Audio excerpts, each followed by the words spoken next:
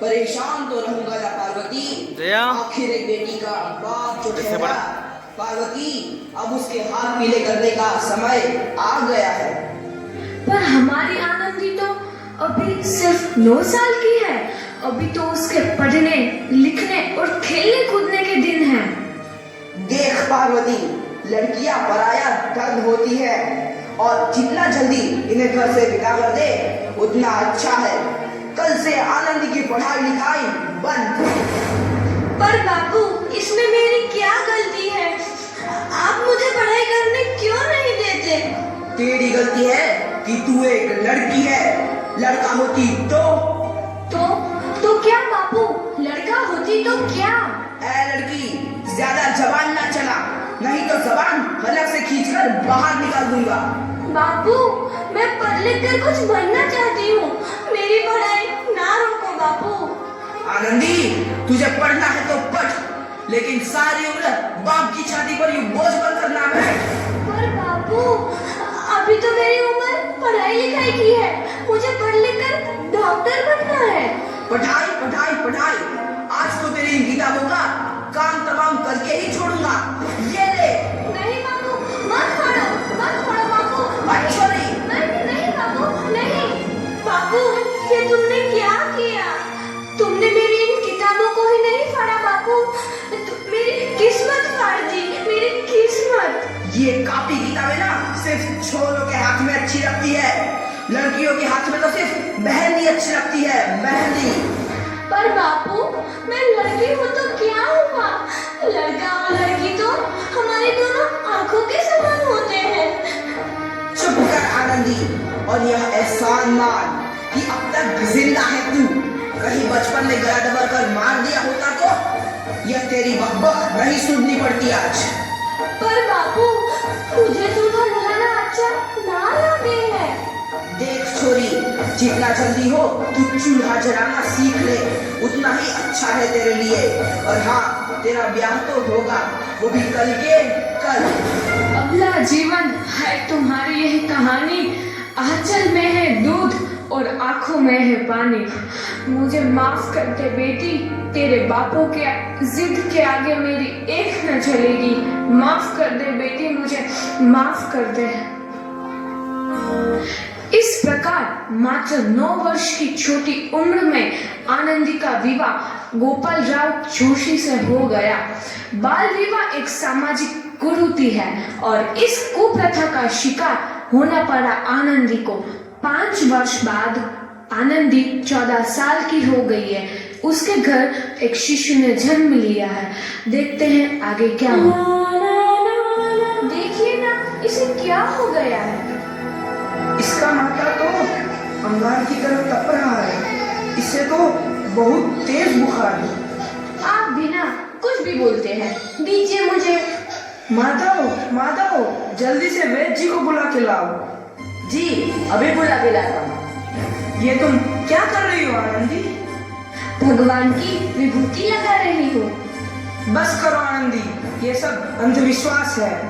अरे आप यकीन तो कीजिए, भगवान की कृपा से इसका माथा ठंडा हो रहा है और बुखार भी उतर गया है ना बाबू? देखिए, दीजिए मुझे। उठो बाबू, आंखें खोलो, तुम्हें तुम्हारी माँ बुला रही है। आंखें खोलो, देखिए ना इसे क्या हो गया है। आंखें भी नहीं खोल रहा। आंखें खोलो बेटा। आप चुप क्यों है? आंखें खोलो बेटा, आंखें खोलो। आनंदी, हमारा बेटा कभी आंखें नहीं खोलेगा। नहीं, ऐसा नहीं हो सकता। मेरे बेटे को मुझसे कोई नहीं छीन सकता, कोई नहीं छीन सकता। पागल मत बनो आनंदी। माधव, बंद करो ये पागलपन। भगवान ने मेरा बच्चा छीन लिया। भगवान ने नहीं, तुम्हारी अशिक्षा और अंधविश्वास ने तुम्हारा बच्चा छीना है। अगर तुम पढ़ी लिखी होती तो आज हमारा शिशु जीवित होता। तुम अनपढ़ थे आनंदी, अनपढ़। नहीं, अब मैं अनपढ़ नहीं रहूंगी मैं अनपढ़। मैं पढ़ूंगी ताकि कल किसी और आनंदी को इलाज के अभाव में अपना बच्चा ना खोना पड़े। शाबाश आनंदी, और यही तुम्हारे अपराध के लिए प्रायश्चित भी है।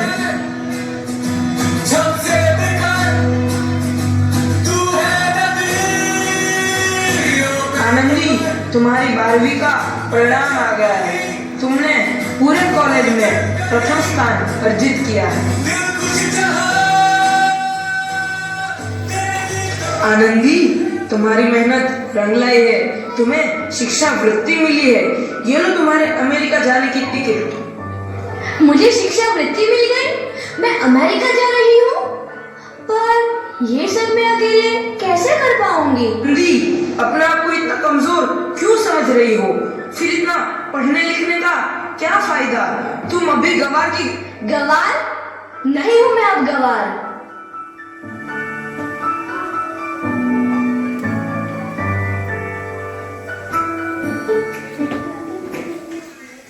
तो 1883 को आनंदी अमेरिका के पेंसिल्वेनिया के लिए रवाना हुई और 3 साल बाद उन्होंने डॉक्टर ऑफ मेडिसिन की उपाधि प्राप्त कर ली।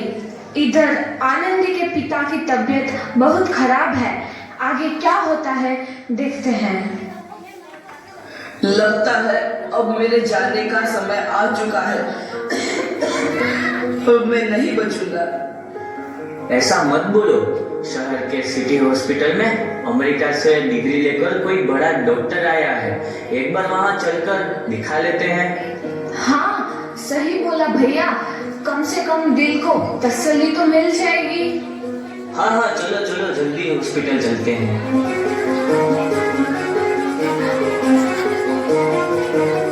इस मरीज की हालत तो बहुत ही खराब है। कोई चमत्कार ही इसे बचा सकता है।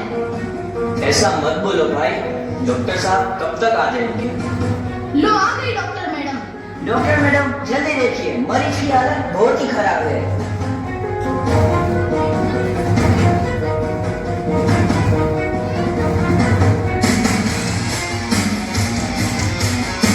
अब आप बिल्कुल ठीक हैं।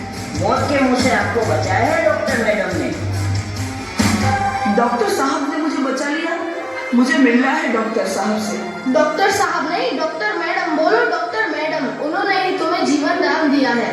लो आ गई डॉक्टर मैडम, मिल लो उनसे। डॉक्टर मैडम, आपका बहुत बहुत धन्यवाद। आपने मेरी जान बचाई। इसके बदले में मैं गरीब भला आपको क्या दे सकता हूँ?